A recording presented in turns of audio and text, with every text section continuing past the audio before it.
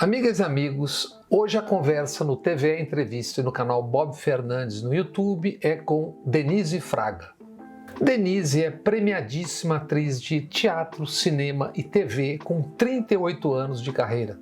Denise é também cronista e por 5 anos teve uma coluna no jornal Folha de São Paulo. Atriz de peças de muito sucesso, com longas temporadas em cartaz, por 9 anos, Denise Fraga apresentou o Retrato Falado no Fantástico nos domingos à noite.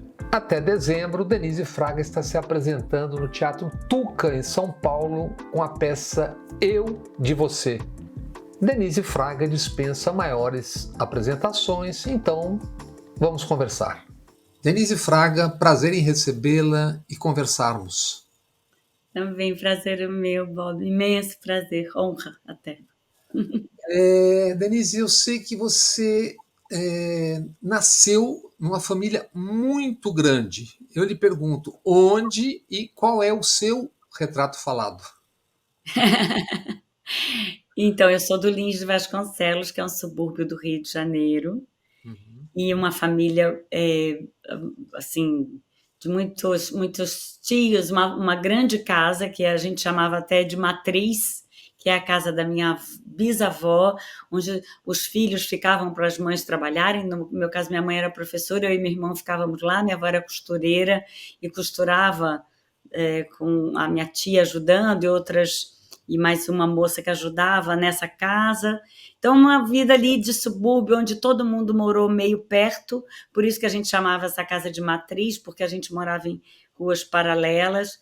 Então, essa casa, que é a casa da minha bisa, que a gente chamava de 19, porque era o número da rua, 19, a matriz, é a casa, assim, que talvez tenha me feito atriz, digamos assim, porque foi ali que sei lá, as minhas inspirações, muita gente, muita tia, muito primo, muita relação familiar.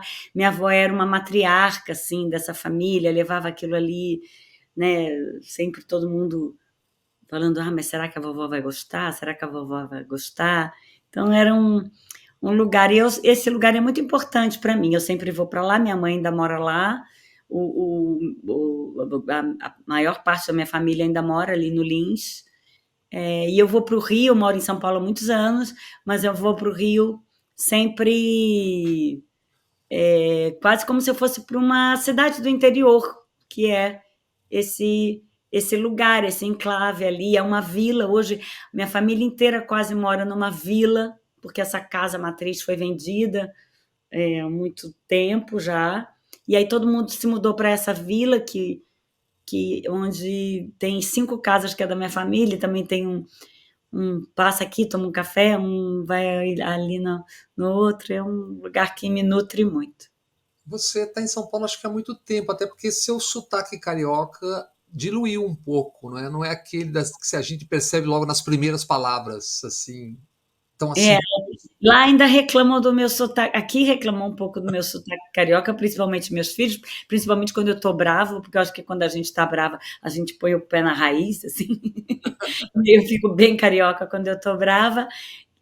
Mas lá eles reclamam do meu sotaque daqui, né? Você vai ficando meio com essa Eu sei esquizofrenia. como é isso. Você bem sabe, né? Você já vi você se definindo como uma menina recatada do subúrbio que vestia rosa, isso certamente bem antes da Damares, não é isso? Sim. Que no início da carreira você se incomodava com fazer piadas de cunho sexual em peças de teatro. Como foi o caminho até você fazer, por exemplo, uma mulher adulta, uma adúltera, no Alto da Compadecida? Quer dizer, como é que você foi se libertando de umas coisas e vivendo outras? Como é que foi o caminho, essa caminhada? Eu não era exatamente assim. Na verdade, eu era esse menina que vestia rosa. Eu era careta, mas eu não era muito, não. Eu era meio uma hippie atrasada, assim.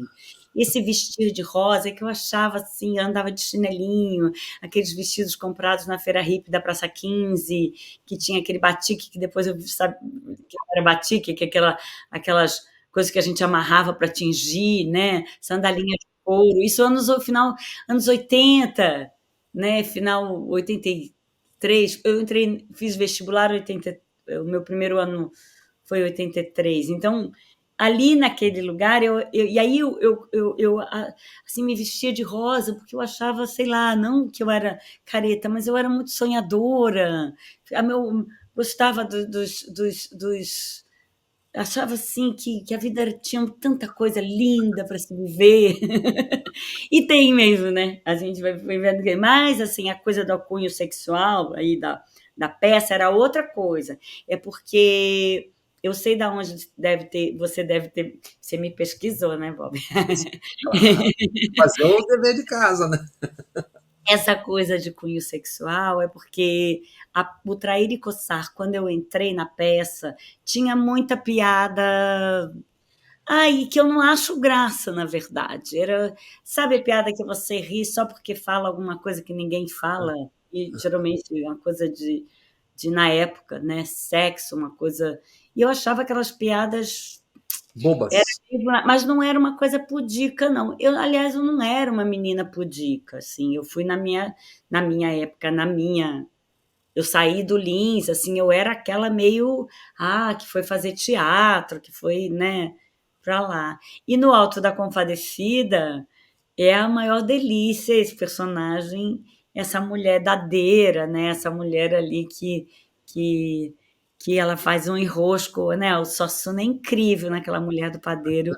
Aliás, assim, um prêmio que eu ganhei na minha vida foi o próprio Suassuna falar para mim que eu fui a melhor mulher do padeiro dele. Eu fiquei assim, porque Oh, na verdade é, é um personagem que eu adorei fazer. É impressionante como o Alto virou um clássico. Hoje no Brasil você pode perguntar para as pessoas assim, quem não viu o Alto da Compadecida, né? Porque é um filme que todo mundo viu, é muito impressionante. Aonde eu vou, as pessoas viram, né? Um sucesso popular, passou muitas vezes na televisão. Eu vi agora na pandemia, que eu fazia muito tempo que eu não via, e nossa, eu ria. E é difícil você rir, né, de uma coisa que você fez, porque você sempre olha tecnicamente lá, se você. Os tempos, que eu errei esse tempo, errei o outro, mas eu acho ele um filme que ele é popular e ao mesmo tempo sofisticado, né? Tem uma coisa mesmo que faz um clássico, né? uhum. Denise, logo no começo ali, pelo que eu pesquisei, você quase desistiu do teatro, fez uma seleção e tornou-se uma aeromoça da Varig. Como é que foi essa viagem? Ai, é porque é muito duro no início. É duro sempre, né, Bob? Você também. Eu acho que assim, que é um ofício, uma profissão que você tem que sempre estar provando. Muitas são assim, mas eu acho que o ofício do ator, assim, você não ganhou já e já está ganho. Nunca está ganho, né? O artista, de uma maneira geral, no Brasil, assim, não significa que você vai sair dali para um outro patamar. Você sempre vai fazendo. Seu projeto pode não ser aprovado, né? Você sempre se inscreve. Tá fazendo, o Luiz fala uma coisa muito boa, é fazer vestibular todo ano. Você está todo ano fazendo vestibular, todo ano você se inscreve para fazer vestibular, para ver se você passa. Então, eu acho que esse início, principalmente, eu me assustei, eu acho, com a instabilidade, assim. E tem uma hora que meu pai ficava falando muito. Meu pai, médio, meu pai não ligava muito, mas eu ficava pensando: será que eu tenho que arrumar um emprego, né? E aí, uma hora, eu dei uma desistida, porque a peça que eu estava fazendo também não estava legal, não era tanto o que eu esperava, assim, eu sofria muito naquele lugar. E aí, eu falei assim: pô, será que. Aí, uma tia minha era tinha um conhecimento na Varig, na VASP, não, era a Varig. E aí ela falou: eu vou tentar ver se eles. Aí eu falava, porque eu falava inglês numa época que no subúrbio ali não era uma coisa, falar inglês era um diferencial. E aí eu achava lindo ser aeromoça, viajar o mundo, ainda achava. E, e eu cheguei a fazer esse teste, e eu passei. A sorte que quando eles me chamaram, eu já estava fazendo outra peça, e eu falei: não, peraí, não vou mesmo. E aí não fui fisgada pelas nuvens, por outras nuvens, na verdade. Nós vamos falar dessas nuvens outras, né? Mas eu queria saber o seguinte, como é que você, quando que você vai para a Globo e qual foi a porta de entrada? Por onde, qual programa, o que que você fez logo no começo, né? Então, quando você. Me lembro que assim, quando você se forma, né? Aí você pega aquele DRT, aquele certificado da escola e vai lá tirar o DRT, Uhum. né? E vai se inscrever no Ministério do Trabalho. Eu me lembro que eu peguei a minha carteira profissional, aquela azulzinha, assim, e estava escrito lá, artista tracinho atriz. Eu achei aquilo tão lindo. Gente, eu sou artista atriz. E, e o que você faz com isso, né? Eu me lembro desse vazio, sair da escola, e agora? Aí eu fiquei pensando, o que que eu tenho que fazer, né, para ganhar dinheiro? Porque eu vivia meio com a ajuda da minha mãe, assim, e vendia umas coisas, vendia produto de beleza, ficava me virando ali. Aí eu peguei e me deram uma lista assim de produtoras de publicidade, de agências que eu tinha que ir levar foto e currículo, ainda era foto e currículo. E eu fui assim, me lembro dessa peregrinação de ônibus, naquele sol do Rio de Janeiro, me lembro que eu fui para São Cristóvão, para uns lugares em que eu ia, e quem tirou essas fotos foi um tio meu, uma coisa bem suburbana, que era aquele fotógrafo de escola, sabe? Que ia na escola um dia para tirar foto da gente com o mapa com o mapa atrás, né? Aqui é você com a mãozinha assim e com aquele negocinho de madeira, escola Isabel Mendes e tal. Meu tio era fotógrafo de escola, de casamento, um tio que era, na verdade, irmão da minha tia, mulher do meu tio, e aí ele pegou e tirou umas fotos um dia para mim, e eram essas fotos que eu levava nas agências de publicidade, eram aquelas fotos bem cafonas. Eu com aqueles negocinho que você fazia um coque e puxava uns rolotezinhos, uma coisa pavorosa. Mas numa dessas fotos, uma dessas agências me chamou para um comercial que eu fiz um teste, passei. E esse comercial foi assim, foi visto e falado, era um comercial que eu fazia uma mulher engraçada que queria casar, um comercial das lojas pernambucanas. E aí, depois me chamaram para fazer um teste na Globo. Aí eu me lembro que quando eu fui fazer o teste, eles falaram para mim: é só teste para arquivo, é um teste para ficar aqui. E eu fiz assim, meio sem pretensão, porque era o teste para ficar. E aí, na semana seguinte, me chamaram para fazer um papel na novela que foi Bambolê, que foi até essa novela que passou agora, que era era um papel, não era um papel grande, mas era um papel, era uma coisa considerável, assim. Então, a minha trajetória, a minha porta de entrada na Globo, ela foi muito é, claro, lógico, assim, fiz um teste, fiz um comercial, fiz um teste, né? Mas essa peregrinação aí antes nas agências de publicidade, mas eu fazia também, em paralelo com isso, sempre projeto escola com o meu grupo de teatro, Eu que ia foi o falar disso. que me tirou do teste da aeromoça. A gente fez 5 peças em repertório, fazendo teatro nas escolas, fazia às vezes 3 sessões por dia, 9 da manhã, meio-dia, 3 da tarde, e às vezes eu fazia sessão à noite, quando eu comecei a fazer uma peça no Teatro Princesa Isabel à noite, então eu fiz muito teatro nesse início de carreira, por causa desse grupo, eu fiz muitas sessões de teatro. Eu tive muito, eu acho que assim, uma base da minha formação muito grande foi esse grupo, porque a gente montava o cenário na frente dos alunos, ali, quem pudesse ver. Eles viam a gente montando o cenário, a gente se maquiando naquelas caixinhas de madeira com espelho.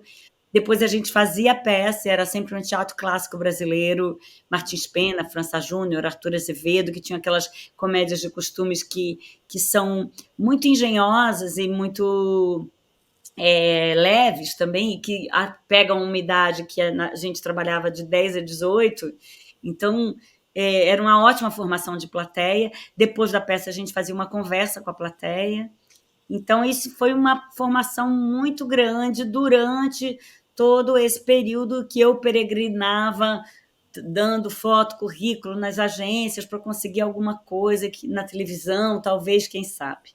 né? Mas o tempo inteiro, talvez seja essa também a importância, sabe, do teatro para mim, Bob, porque eu sempre fiz muito teatro, mesmo fazendo televisão.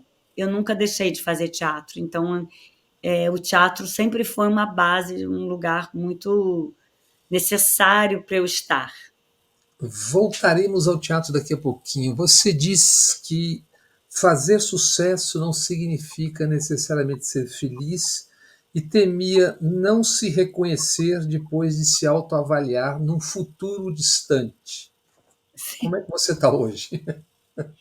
Então, eu acho eu falo isso porque eu acho que a gente, né, sei lá, acho que a gente inventou viver uma vida que o ganha-pão, sem dúvida, é o fiel da balança, né? Só que eu acho que a gente vai enlouquecendo tanto com essa questão do que vale é o que dá dinheiro, que você é bem capaz de se distanciar de você mesmo, até numa profissão que você escolheu fazer e que você brigou às vezes com pai e mãe para fazer, como é o caso de você ser artista, né? Mas você mesmo sendo artista e mesmo fazendo coisas que você gosta, você vai fazendo concessões em nome do dinheiro, em nome, né, eu acho que até a nossa questão não é nem, Bob, perder, porque perder ninguém quer, mas a gente é estimulado a nunca deixar de ganhar, né? Tudo que você tudo que você vai te dar dinheiro, você não pode perder, não pode, não. Então você nunca consegue deixar de ganhar. Então eu acho que tantas vezes voltar a casas, né, que nem você está jogando aquele jogo de tabuleiro, eu acho que muitas vezes você, quando sabe perder um pouco, você ganha muito. Eu sempre tive muito medo de chegar uma hora da minha vida que eu falasse assim, gente, onde é que eu me meti? Então eu sempre fiquei muito vigilante com a minha fidelidade a mim mesma. Então, uma hora na minha vida eu escolhi deixar de ganhar para ser fiel a mim mesma. Então, eu me sinto hoje muito coerente com a minha com o teatro, com o que tanto que eu falo, eu faço o teatro que eu acredito, que hoje é essa coisa de você fazer no teatro coisas que você queira dizer, coisas que compactuem com as suas ideias, né?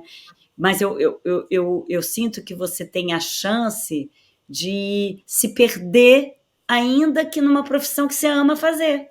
Uhum. E, então eu tinha muito medo de olhar no espelho e falar, cadê aquela? Onde é que eu fui parar? O que eu fiz comigo mesma, né? Então, eu acho que você precisa estar o tempo inteiro. Eu falo que eu tenho uma imagenzinha de uma Denizinha sentada aqui no meu ombro. Conversando contigo. É, uma menininha assim com as perninhas balançando. Eu até penso assim, que ela fala para mim, olha o que você vai fazer comigo, hein? Toda hora. Porque eu acho que você tem que honrar um pouco essa menina lá de rosa sonhadora, né? Que tinha o futuro, que o futuro era aquela coisa que você imagina tão possível, múltipla, tão cheia de possibilidades, né? E você vai amadurecendo e o futuro parece que vai ficando mais previsível, assim, né? Os riscos, sei lá, pelo menos a sua disposição para riscos, talvez ela diminua, não sei. Mas eu me sinto muito coerente comigo. Até uma coisa que eu penso sempre é uma vez que eu estava conversando com a Amir Haddad, nosso mestre, Amir, né? Não trabalhei pouco com ele, mas tive encontros preciosos com o Amir. E o Amir, uma vez falou para mim assim, minha amiga, você não sabe o que é chegar ao fim da vida com o alívio da coerência. Uhum. Né? O alívio da coerência é realmente alguma coisa que é muito importante para mim. De alguma maneira eu tenho assim esse alívio da coerência. Um intervalo e voltamos já já com Denise Fraga.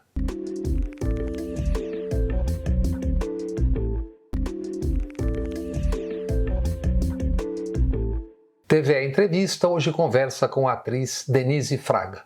Você falou agora há pouco na peça Trair e Coçar, que ficou em cartaz, se não me engano, eu estou lendo aqui que eu escrevi, entre 89 e 1995. Uhum. Claro, deve ser gratificante por muitos motivos você ficar tanto tempo em cartaz com uma peça só.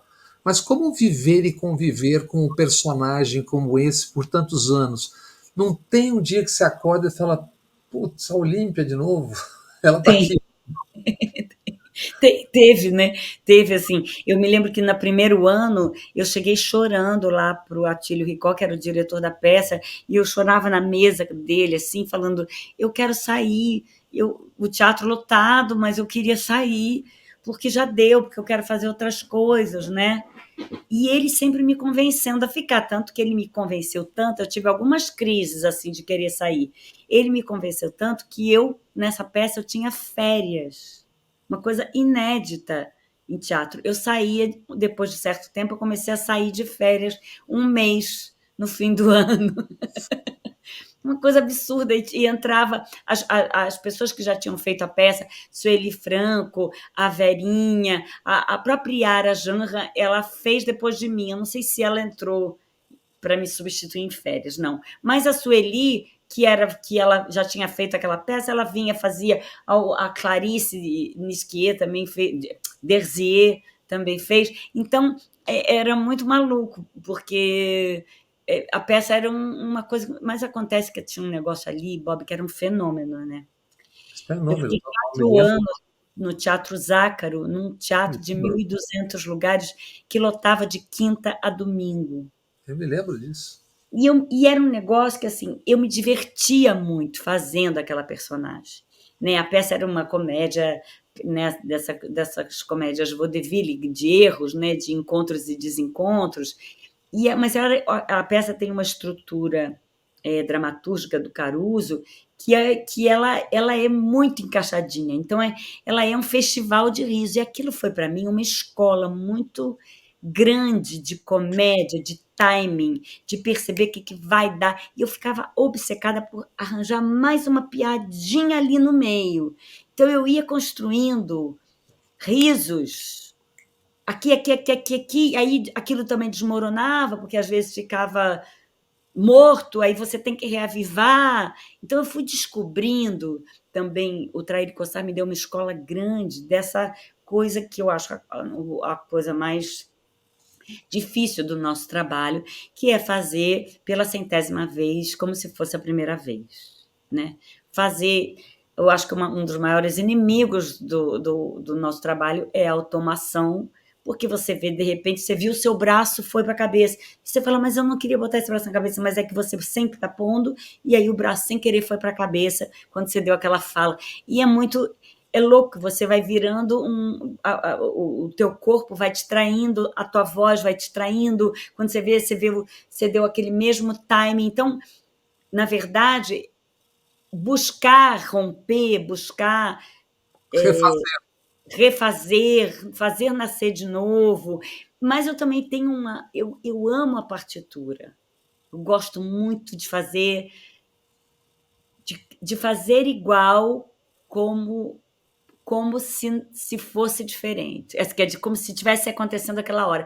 Talvez essa seja a minha maior busca até como atriz em temporada, a minha grande busca como atriz numa temporada é, que eu falo, que me mantém em temporada é a busca da perfeição, que eu sei que nunca vou atingir, mas essa busca é o que te mantém. Talvez tenha sido por isso que eu fiz temporadas tão longas, porque eu sinto que eu vou atrás daquilo que faz aquilo não parecer velho e parecer feito naquela hora pela primeira vez. Manter o frescor, talvez seja manter o frescor na própria partitura, talvez seja o meu grande barato. Eu não sou uma atriz que faz diferente, muito diferente a cada apresentação, né? Tem atores que o tempo inteiro precisam fazer diferente. Eu acho que você muitas vezes tem que ter muito cuidado com isso, porque você surpreende muito o teu colega de cena.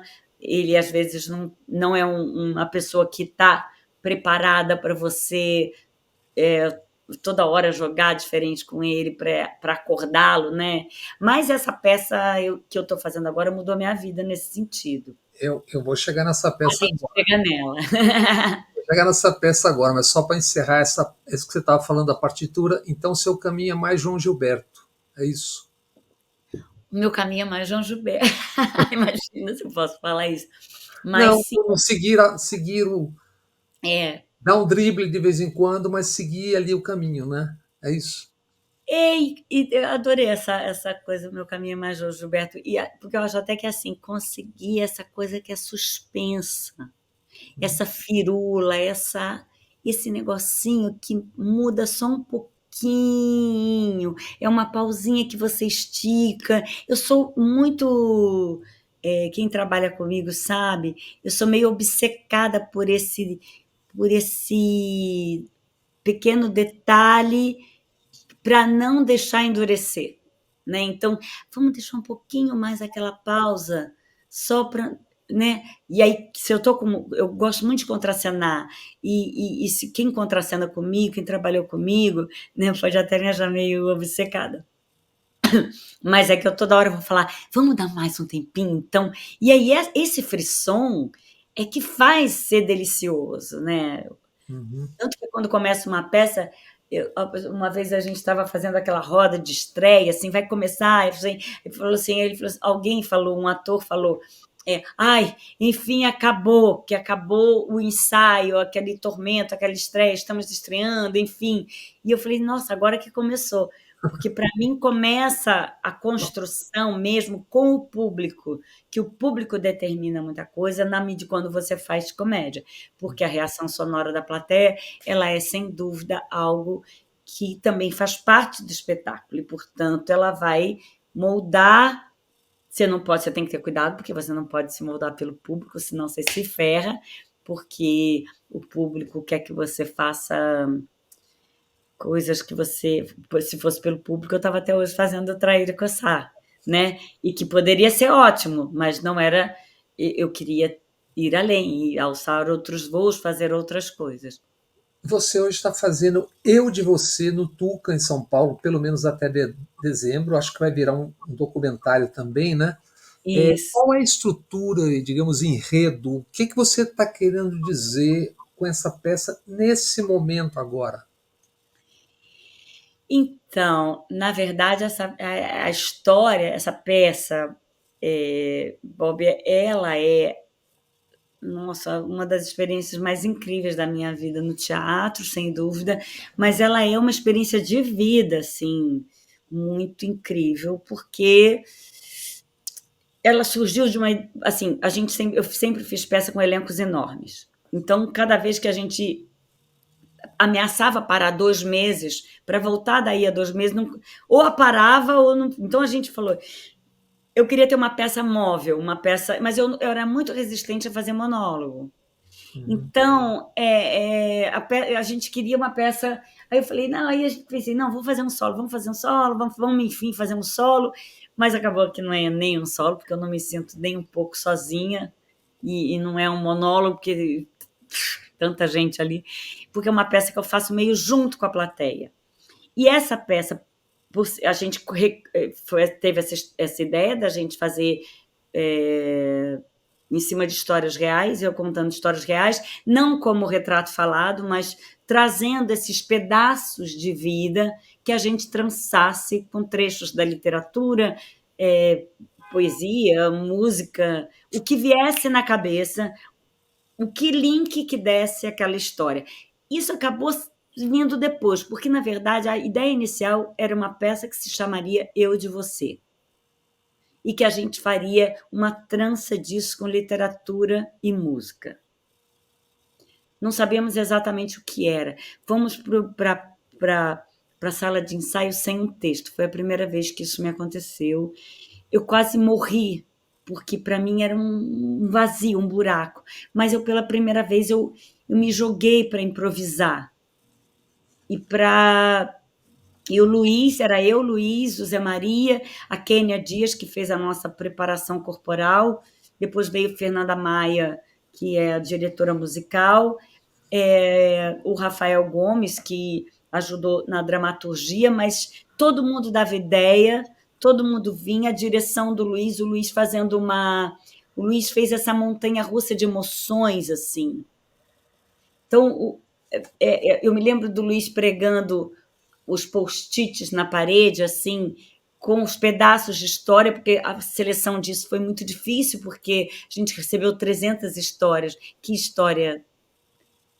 Como selecionar 300 histórias? O que entra, o que não entra? Né? E eu me lembro que a gente começou a fazer com Lumicolor, assim, com marcador de texto nas cartas, que parte fazia assim com a gente. Porque era uma época muito triste, né? A gente recebeu as cartas no final de 2018. E como é que vocês pediram, como é que vocês conseguiram essas cartas? A gente botou um anúncio no jornal, que a gente tinha uma página que a Folha de São Paulo tinha dado porque eu tinha feito um evento lá na Folha, e eu escrevia, e tinha um texto que era. Eu me lembro como é que eu pedi, que era: minha próxima peça vai se chamar Eu de Você. Eu quero subir no palco para contar a sua história. Eu quero olhar pelo seu olhar, eu quero calçar os seus sapatos, trilhar o que você trilhou. Era alguma coisa que já tinha em si, e no próprio título, que eu acho esse título uma boa ideia, esse vestir o outro. Só que isso a gente fez numa época em que a palavra empatia, que é uma palavra que está tão gasta até, que eu tenho medo da gente perder a empatia pela palavra empatia, de tanto que falam empatia, mas na verdade, a peça é um convite a esse exercício, né, de empatia, mas isso foi em 2018. No final, Bolsonaro tinha acabado de ser eleito. As mostras que chegaram das cartas era uma mostra melancólica. E eu estava assim no chão. E eu falava, mas eu não quero fazer um espetáculo triste também. Uhum. E eu não sei, eu falava para o Luiz, eu fico pensando como é que a gente pode. Eu falava uma palavra que nem eu acho que nem existe, eu falava solarizar, eu falava assim, o que a gente solarizar, ensolarar, e a gente se colocou como desafio, como tratar com leveza da tragédia cotidiana, da vida dura. Porque o que a gente tinha recebido, e eu me senti muito responsabilizada por essas cartas que as pessoas tinham nos confiado, essas histórias muitas vezes não postáveis, histórias que eram muito íntimas e delicadas, assim, mas que eram muito comuns, porque acabaram ficando as histórias que eram, digamos, as histórias que poderiam acontecer com qualquer um de nós. Talvez a gente nem sabia que seria esse o critério, mas acabou sendo esse o critério. As histórias que eram pitorescas, que elas tinham um diferencial qualquer, elas foram sumindo, a gente foi abandonando. A gente chegou no teatro, na sala que a gente ensaiava, a gente jogou essas cartas no chão e a gente meio ia improvisando, tanto corporalmente, como. Aí eu comecei a contar também histórias minhas. Aí o Luiz falava para mim: deixa a história do seu pai, conta então aquela história do seu pai. E aí foi juntando, e até na peça tem um pouco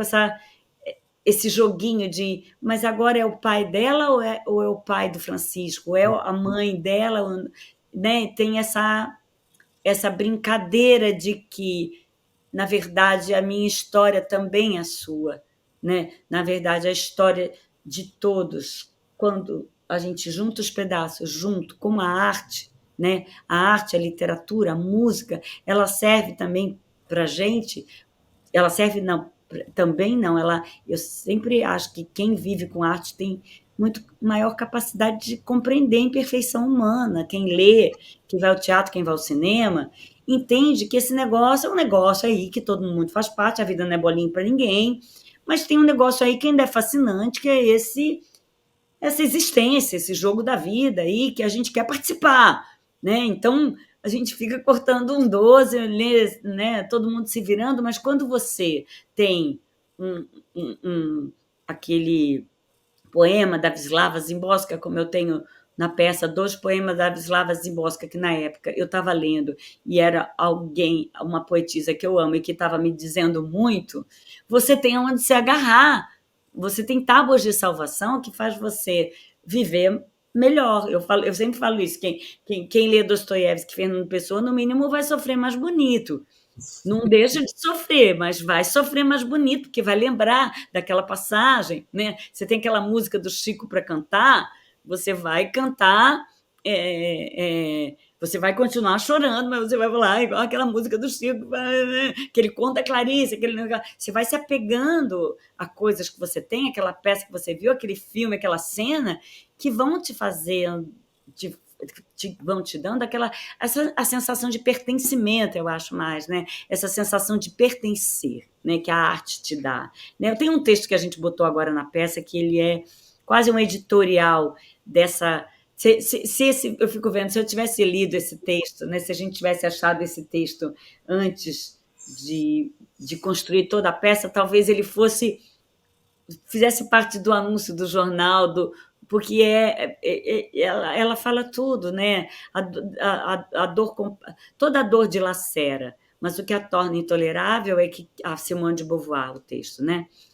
Toda a dor dilacera, mas o que a torna intolerável é que quem a sente tem sempre a impressão de estar separado do resto do mundo.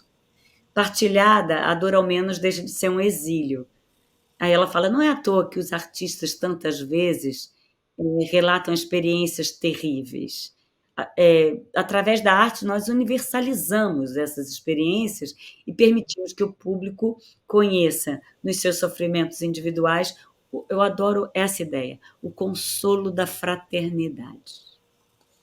Que essa é uma das funções essenciais da arte, que é superar a solidão, que é comum a todos nós, ela fala, e que, no entanto, faz com que nos tornemos estranhos uns aos outros. Então, é exatamente isso. Eu acho que o que a peça acabou sendo para a gente é esse negócio. Eu conto a tua história para você conseguir entender o que você viveu. E o outro conseguir entender que poderia ser com ele. Né? E eu conto a história de todo mundo aqui para a gente entender que a gente está no mesmo barco. E a gente fica fingindo que não está, né? Você citou algumas vezes o Luiz. O Luiz é o Luiz Vilaça, seu marido, Sim. com quem você tem 2 filhos, que é diretor de cinema, teatro, etc., com quem você fez o Retrato Falado durante 9 anos, né? E que era essa primeira garimpagem da peça de agora, vocês fizeram lá atrás, né? Durante longos 9 anos, né? Todos os 9 anos no Fantástico Domingo à Noite.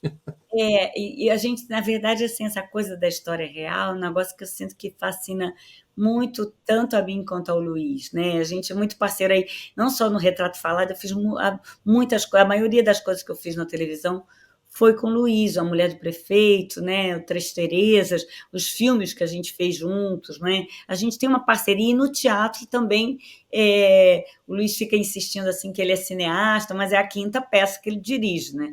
E ele fala, né, meio tem uma coisa assim como se eu fosse do teatro e ele do cinema, né? Mas não, agora ele é muito mais do teatro do que ele... E eu acho a direção dele dessa peça, principalmente, ele tem direções incríveis, A Visita da Velha Senhora, o Sem Pensar, que foi incrível, mas o Eu de Você é impressionante, a direção que o Luiz fez. Essa coisa fluida, essa construção dessa coisa que não para e que é esse caleidoscópio das existências, né? O Retrato Falado, Bob, ele tinha essa particularidade da história real, mas ele era uma coisa pitoresca. A história precisava ser engraçada. Televisão Domingo à Noite. Não, e ela precisava funcionar como um caos. E era incrível, porque entrava animação no meio. Tinha vários rompimentos dessa estruturinha, mas ela era um caos. Ela precisava ter começo, meio e fim em 10 minutos. E ela precisava se encerrar nisso, né? Então, e foram anos, 9 anos. E teve muitos retratos que a gente fez que eles não eram exatamente engraçados. Apesar do humor ser uma maneira de um enfoque, um filtro, eu acho que para a gente, sempre a gente vai ser assim. Eu acho que as pessoas perguntam para mim, você faz sempre comédia? Eu falo, não é que eu faço sempre comédia, é que eu acredito no humor, uma maneira de chegar nas coisas, né? Uma rápida parada e voltamos já.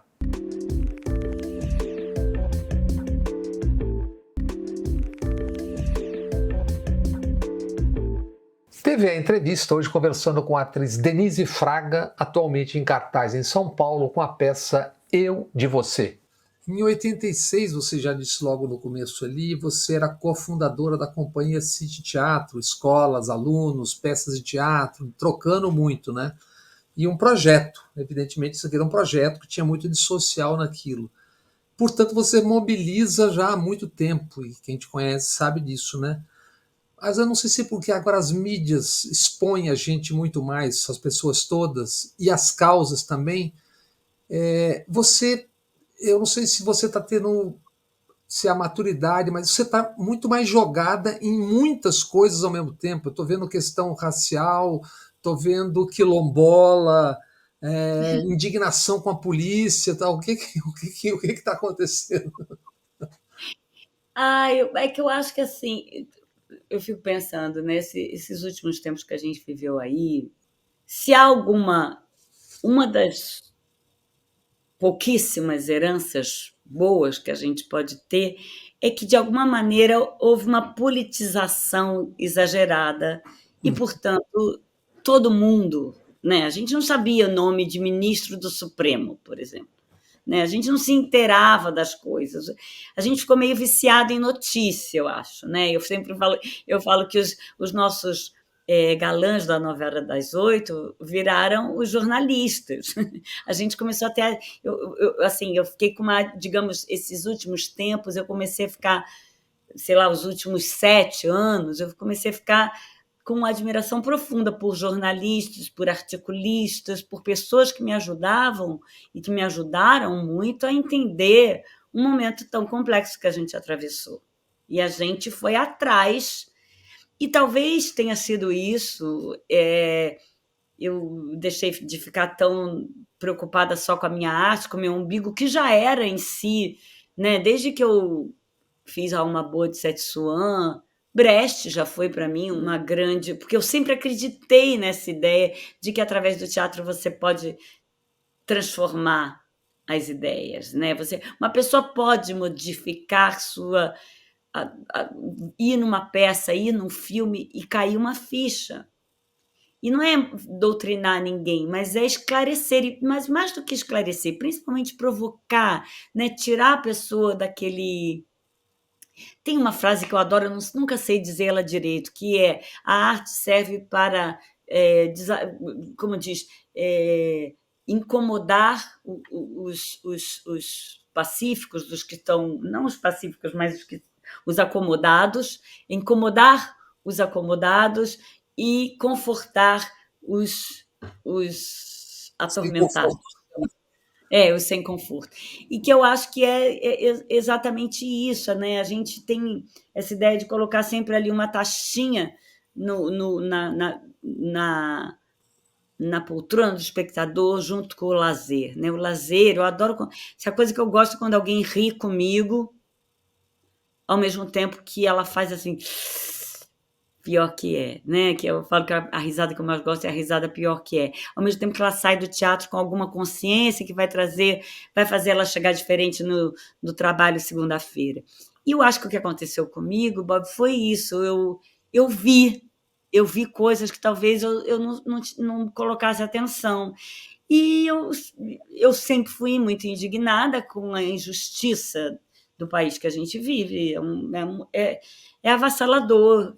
E quando isso virou diário, escancarado toda hora, não tem mais como você não falar disso e não falar disso pelos cantos e falar e confiar na gota no oceano que você pode ser, né? Confiar naquela, né? Eu acredito nisso, assim. Eu acho que você minimamente a,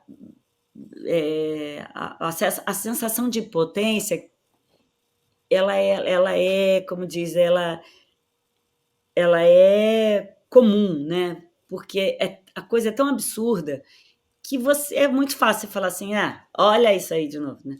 E aquela sensação de que você não vai fazer diferença nenhuma. Eu acho que você saber aquele alívio, o tal do alívio da coerência. O alívio da coerência é do mínimo que você pode fazer a esse respeito, de tentar atingir consciências, digamos assim. Eu estou fazendo essa pergunta e vendo você falar, e eu estou me lembrando que na campanha eleitoral do ano passado, nesse mesmo Teatro Tuca, Você foi a pessoa mais aplaudida numa noite em que teve uma reunião política e você leu um texto chamado Amor, Ordem e Progresso, que eu não sei se era da sua autoria.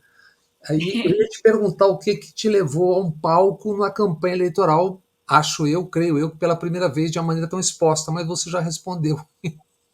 E esse texto é meu mesmo, que o Luiz falou: põe isso na peça. Isso está na minha peça, porque essa indignação, quando eu li isso na minha vida, e aquilo que eu falo nesse dia do ato, eu até falei, eu queria falar isso, eu vou arriscar dizer uma coisa que talvez vocês saibam, mas eu soube mulher madura. E quando eu soube mulher madura disso, que eu acho um ato falho do cacete, terem tirado o amor da bandeira, porque eu acho uma loucura a gente não saber disso na escola primária. Eles contam para a gente que as estrelinhas da bandeira são o número de estados, o que significa o verde, o branco, o ouro, toda aquela bobajada, e eles não contam que a frase veio de uma frase que era amor por princípio, ordem por base, progresso por fim, que até é uma frase que você pode questionar muito o movimento positivista, porque essa frase foi usada para coisas terríveis também, mas a frase é muito boa, e isso não conta para gente. E aí, quando me chamaram para falar lá no Tuca, nesse dia do ato, e aí eu ia, pediram para eu falar alguma coisa a respeito das mulheres, e eu sempre imagino que essa reunião que definiu botar só o ordem e progresso na bandeira, ela sem dúvida foi feita por homens. E então eu peguei esse ganchinho para falar o que eu queria, mas é uma coisa que eu sempre pensei e que eu falo há muito tempo, tanto que acabou entrando no improviso que eu fiz da peça, quando a Daisy, que é uma personagem que ela faz, que é uma personagem sobrecarregada, num escritório próximo a um burnout, e que o chefe fala para ela: você tem que ser positiva, pense positivo. Essa tal da hoje até tem o nome, a positividade tóxica, mas é um negócio. E aí o positivo, como aquele exercício dos links que a gente fazia em improvisação, me levou para a tal da frase positivista que originou o Ordem e Progresso da Bandeira. Você já se referiu à sociedade algoritmada. Como você está vendo essa rápida ascensão da inteligência artificial, tal, e o que você chama de arquipélago de solidões?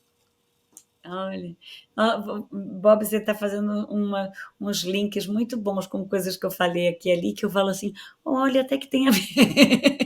Muito bom, porque na verdade esse negócio eu sou muito angustiada, não angustiada, eu penso muito. Tem uma amiga minha que fala assim, ai, Denise, você pensa muito. Eu penso muito. Eu fico angustiada. Eu acho muito maluco a velocidade que foi impingida à nossa vida pelo digital, e é um negócio que acho que a gente está passando por como diz assim, uma transformação do comportamento humano. Nós somos testemunhas disso, assim, de uma fase da história da humanidade crucial, que é essa transformação pelo uso do digital, e que está tirando da gente. Eu acho que está até nos reformatando. Eu fico pensando que tira da gente essa preocupação de como a gente reverbera no mundo, né? Como era assim, né? Uma conversa, quando a gente conversa com alguém, né? Se eu me mexo aqui na cadeira, você já fica achando que talvez eu esteja achando a sua conversa menos interessante, não sei, né? Mas a gente na tela ou nessa mensagem que a gente manda para cair depois, mesmo no. Eu acho muito engraçado a gente usar essa palavra compartilhar Né? na internet, né? Porque Você não está ninguém está compartilhando vendo nada. nada, não está compartilhando nada, e é louco, ninguém vê ao mesmo tempo, ninguém olha. Você, né? E eu fico pensando. Então, isso me dá, essa sociedade algoritmada me dá muito o que pensar, né? Eu me sinto viciada no meu celular, como todo mundo, e como isso. E viciado, quando você vê, você está horas ali no WhatsApp. Eu agora faço exercícios comigo mesma de desconexão um pouco, porque eu sinto que cabe a nós, já que não tem clínicas espalhadas pela cidade de desintoxicação, mas parece que já tem na Europa. Mas, assim, eu não sou exatamente a rainha do celular, mas todos nós estamos nos sentindo consumidos por essa nova vida, né? E eu acho que o que acontece é que a gente está tomando um olé feio de uma ferramenta sensacional que nunca se inventou algo onde um instrumento de comunicação e de informação tão incrível como é a rede social, a internet, o WhatsApp. Eu não entendo porque que antes a gente não fazia isso com SMS, né? É louco, porque aquilo parece maior do que a gente. E quando a gente vê, a gente comprou um tênis. É um negócio de maluco. Quando você vê, você tomou um olé ali naquele negócio, está vendo um vídeo que você não queria ver, perdendo um tempo, não consegue mais organizar seu tempo, que quando você vê, você fala, mas por que eu estou respondendo isso agora? Eu falo, por que eu estou respondendo isso agora? Eu tenho que fazer não sei o quê. E você não toma... você está sendo muito levado, né? Você está falando do olé e quem está tomando olé também são as salas de cinema. Então eu tenho uma última pergunta para te fazer, infelizmente já chegando no fim. E teve um fim de semana desses, há meses atrás, que dois filmes, Barbie e Oppenheimer, ocuparam mais de 80% das salas de cinema do Brasil durante vários dias, né? Então, o que você pensa e diz para as pessoas um pouco o que é a cota de tela, por que ela é necessária? E é importante que a gente entenda que a gente está sem cota de tela desde o governo Temer, né? Isso. E a cota de tela é um negócio que as pessoas não sabem nem direito o que é. Pois é, por isso mesmo. E a cota de tela, para ser simples, ela é se a gente não tiver cota de tela, a gente não tem a possibilidade do maior boca a boca, do maior aliado das artes, que é o boca a boca. A gente não tem o dinheiro de lançamento e nem como diz a indústria americana e os blockbusters todos, eles têm um dinheiro para coagir os exibidores, né? Então, você passa Barbie, mas você tem que passar tantos, né? Tem super jogos, e isso é a coisa mais louca do mundo, que a gente deixe isso acontecer, quer dizer, é um absurdo, e a gente, hoje, um filme nacional que estreia no cinema no Brasil, ele vai ficar 2 semanas se conseguir. E eu sempre falo para as pessoas, vão correndo ver, porque se você deixar para a segunda semana, você talvez não... Então é muito importante quando você vê o lançamento de um filme nacional, que você quer ver, também quer ver aquele blockbuster, mas quer ver o filme nacional, vá na primeira semana, porque senão você não vai ter a chance de ver.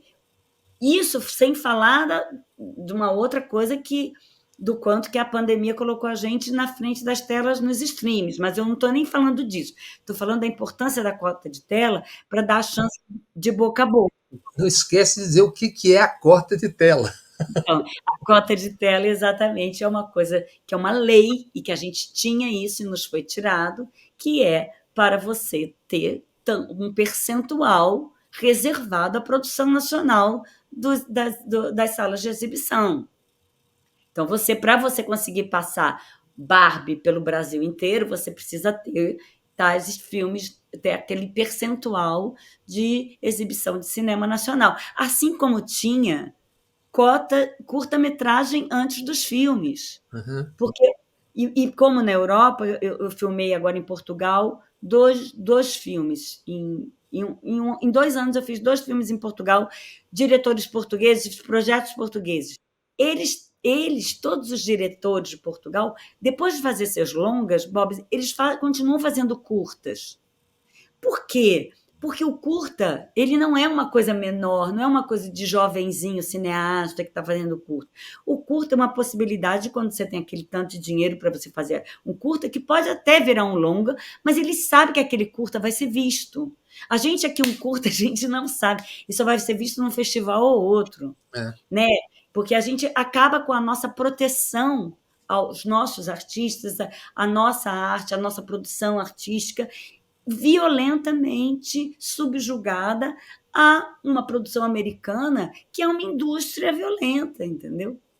Então, até no outro dia eu vi um vídeo da Drica Moraes maravilhoso, que ela falava assim, gente, eu queria muito convidar vocês para ver o meu filme Pérola, que ela fez o filme que era a peça do Mauro Razzi, mas eu fico constrangida de convidar, porque vocês não vão ter onde ver, porque a gente não tem cota de tela. É exatamente isso. Eu estou lançando um filme, mas vocês não podem ver, porque não deixam vocês ver. E é muito importante que a população, que você que gosta de cinema, está ouvindo a gente aí, você que gosta de cinema, que gosta de teatro, que você entender que é teu direito. A arte é um direito. Essa consciência a gente precisa ter, que a arte é um direito que a gente tem. É um direito constitucional a manifestar, você ter direito a acesso à arte, né? E a gente está ficando muito acostumado, Bob, é uma falta de cuidado com a comunidade, com a gente mesmo, uma falta de cuidado com a gente mesmo, né? A gente vai achando que é assim mesmo. Ah, tem que se virar. Não, a gente tinha que ser cuidado. Nós somos incríveis, tínhamos que ser cuidados. Denise, infelizmente a nossa cota de tela, da nossa tela, acabou. Oh, Espero que a querido. gente, não só pessoalmente, claro, mas que a gente possa conversar novamente em outras situações. Sim, Bob, fiquei muito feliz com esse convite, viu? Obrigada, muito bom ser entrevistada por você, você que eu admiro tanto. Claro, a gente se encontra de vez em quando aqui, a gente é vizinho, mas esse jornalista maravilhoso e incrível que você é. Querida, muito obrigado. Nós estamos aqui na TVE, TV Pública da Bahia, no canal Bob Fernandes. Muito obrigado, querida. Até a próxima. Obrigada a vocês todos e todas que estão nos ouvindo aí. Obrigada, querido. Muito obrigada.